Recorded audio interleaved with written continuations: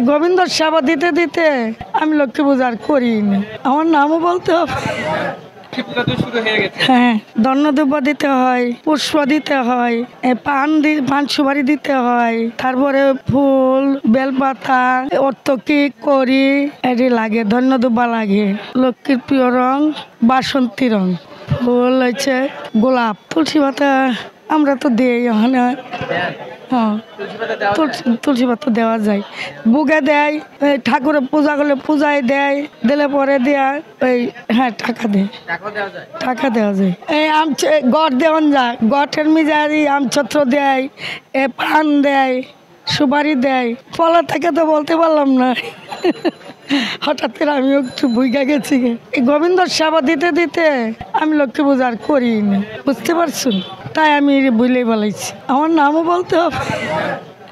আমার নাম সুমিত্রা রানী দাস।